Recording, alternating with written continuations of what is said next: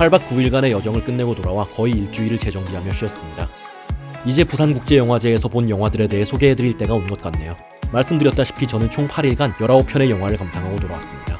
실망스러운 영화도 두어 편 있었지만 대부분의 영화들을 나쁘지 않게, 심지어 절반 이상은 좋게 봤던 것 같습니다. 그야말로 알짜배기 같은 영화들만 골라봤다고도 할 수 있겠네요. 이번 영상에서는 제가 부국제에서 관람한 영화들을 낮은 순위에서 높은 순위로 올라가는 식으로 보다 자세히 소개해드리고자 합니다. 그럼 제27회 부산국제영화제 총평 출발합니다.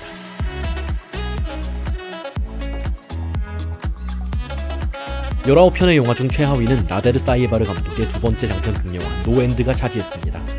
별점은 2.5점을 받았고요. 영화에 대해 간략히 소개하자면 자기 집을 갖는 게 소원인 아야즈가 현재 아내와 사는 집의 주인이자 반정부 활동을 이유로 오랫동안 이란에 돌아오지 않았던 매형이 돌아온다는 소식에 집을 빼앗길까 겁이나 비밀경찰이 매형을 쫓고 있다고 거짓말을 한다는 내용입니다. 그런데 이상한 낌새를 느낀 진짜 비밀경찰이 나타나고 그들이 아야즈의 거짓말을 핑계로 정보원 활동을 강요하면서 모든 사건이 벌어지는데요.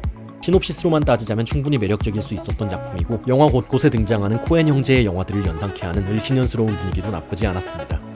하지만 말하고자 하는 바를 굳이 대사로 직접 전달하지 않고는 못 빼기는 연출 방식. 그리고 정확히 무엇을 말하고자 하는지에 대한 고민이 굉장히 얕아 보이는 영화의 태도에 대해서는 문제 삼을 수밖에 없겠습니다. 오프닝과 엔딩의 수미상관이 주는 압도적인 이미지에도 불구하고 이 영화를 그다지 좋은 영화라고 말할 수는 없을 듯합니다. 18위는 성프란시스코의 곁에서 활동하며 수녀회를 조직하고 여성들의 연대를 위해 싸웠던 키아라란 여성의 활동을 담은 영화 수산나 니키아렐리의 키아라가 차지했습니다. 제 별점은 동일한 2.5점입니다. 이 영화는 특이하게도 종교영화이자 전기영화이면서도 뮤지컬적인 색채 역시 띠고 있는데요. 문제는 그 뮤지컬적인 요소를 영화에 녹여냄으로써 얻는 효과가 그다지 없어 보인다는 사실에 있었습니다. 또한 영화가 흘러가는 방식 역시 매끄럽지만은 않은데요. 일단 감독 스스로가 하고픈 말을 정리하지 못한 듯이 애티튜드는 너를 뛰고 이미지는 비일관적입니다. 역사의 주변부 속에서 나름의 실천을 해왔던 여성의 삶을 그리지만 영화는 그를 위하는 작업과 중세라는 배경의 몰지각한 시대성을 비판하는 작업 중 어느 쪽 하나 완수해내지 못해요. 하지만 무엇보다 문제적인 것은 영화의 또 다른 주연이자 키아라의 캐릭터를 말함에 있어서 뗄 수 없는 관계인 성 프란치스코를 대하는 태도가 처음부터 끝까지 일관성이 없이 불안하게 흔들린다는 것입니다. 결국 이 영화는 가톨릭교도 키아라와 여성 키아라의 모습 중 어느 것 하나 담아내지 못했고 그로 인해 성공적인 영화라는 평은 듣지 못할 것 같습니다. 17위는 카르멘 자키에르의 천둥이 차지했습니다. 18위 키아라와 같이 가톨릭 교회를 주요 소재로 한 영화인데요. 여기서부터는 굳이 따지자면 실패작이라기보다는 나름의 영화적 가치를 가진 영화라고 말할 수 있겠습니다. 우선 제 별점은 3점이고요. 영화는 수녀원에서 지내다가 자살한 언니를 대신해 맞이 역할을 하기 위해 고향으로 돌아온 한 소녀의 이야기를 다룹니다. 하지만 천둥의 맥락은 단순히 가톨릭 체제 하에서의 여성 혐오라는 키워드만으로 정리될 수는 없습니다. 오히려 영화는 미지의 대상으로서의 자연, 종교적 트라우마, 여성 혐오, 청춘과 방황 등 수많은 복잡한 이야기를 담고 흘러갑니다. 그 과정에서 포커스를 주어야 할 자리를 찾지 못해 우왕좌왕하는 감이 없지 않지만 그럼에도 결점보다는 가능성이 부각된 영화임을 부정할 수는 없겠습니다. 칸에서 각본상을 받은 영화 타릭 살레의 보이 프롬 헤븐이 16위를 차지했습니다.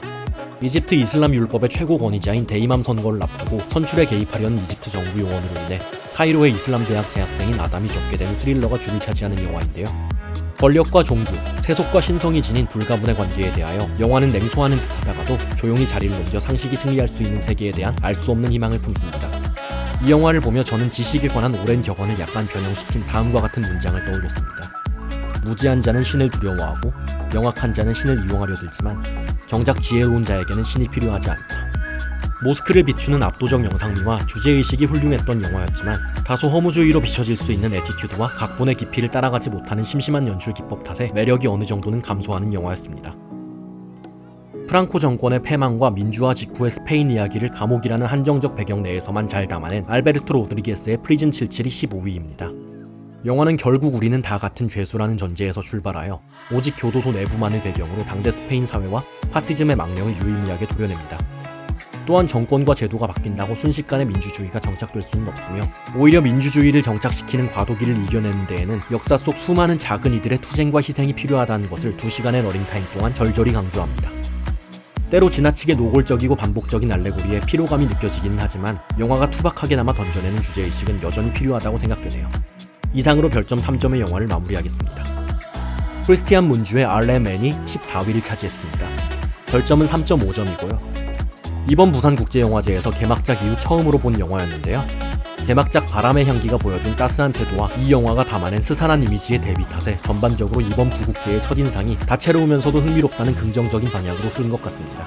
트란실바니아라는 작은 마을을 배경으로 하여 내부인과 이방인 사이의 갈등과 모순을 다루는 이 영화는 어차피 세계는 이중성과 모순으로 가득하고 내부인에게든 이방인에게든 동등하게 절망적인 공간일 뿐이라는 주제의식을 서늘하게 건넵니다.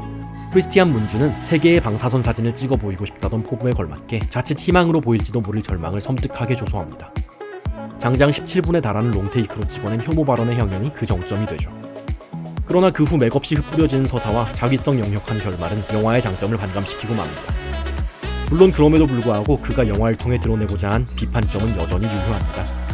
어쨌거나 우리는 멸망할 것이고 아이러니하게도 인류를 멸망시키는 것은 영화 속 내부인들이 줄곧 물어뜯어온 이방인이나 소수자들과는 거리가 먼 스스로 불러온 재앙일 거라는 점 말이에요. 13위는 러시아 거장 알렉산더 소크로프의 실험 영화 페어리테일입니다.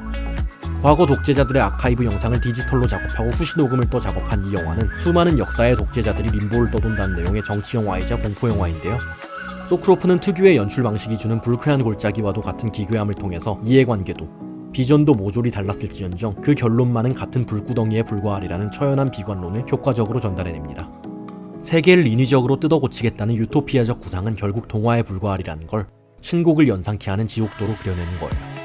나폴레옹에서부터 히틀러, 무솔리니, 스탈린을 아우르고자 하는 과정에서 논리적 비약이 존재하지만 그럼에도 유의미하게 세계를 도려내는데 성공한 이 영화. 어쨌거나 장점이 큰 영화임을 부정할 수 없겠습니다. 마찬가지로 별점 3.5점입니다. 칸 비평가 주간에서 처음 소개되어 가장 화제가 되었던 영화인 샬롯 웰스의 애프터 선이 12위였습니다. 이번에 소개할 마지막 별점 3.5점 영화고요. 아버지와 떠났던 휴가의 며칠간을 배경으로 하는 이 영화는 어찌 보면 거의 홈비디오 수준으로 가장 사적인 이야기만을 꺼내지만 놀라울 정도로 보편적이고 탁월한 성찰을 해냅니다. 단적으로 아버지라는 인물이 지닌 역할이 그래요. 많은 이들이 아버지의 사랑이란 강인해야 하는 것이라고 믿습니다. 하지만 애프터 선은 그 전제에 반례를 제시합니다. 연약하기 그지없지만 그러기에 더욱 기회를 부여받아야만 하는 사랑에 대해서 논하는 거죠. 영화는 사랑받음을 그리워하던 소피의 회고에서 출발해서 카메라의 시선을 한 바퀴 돌려 더 사랑해줄 수 없었음을 아쉬워하는 아버지의 시선을 마주합니다. 어떤 사랑을 주고받던 보다 중요한 것은 함께 춤추는 우리의 시선이 향하고 있는 따스한 태양임을 논하면서요. 극도로 절제된 연출 탓에 어느 정도의 필연적 한계를 가지고 있지만 기획의 과정에서 끌어낼 수 있는 잠재성을 최대한으로 뽑아낸 영화라고 생각합니다. 11위이자 총평 1부의 마지막 영화는 개막작인 하디 모아게의 바람의 향기입니다. 사실 개막작이라고는 해도 이 영화는 이번 부국제에서 가장 기대감이 옅었던 영화 중 한 편이었는데요. 솔직히 말씀드리자면 다소 뻔한 휴먼 드라마가 아닐까 하는 선입견을 갖고 있었습니다.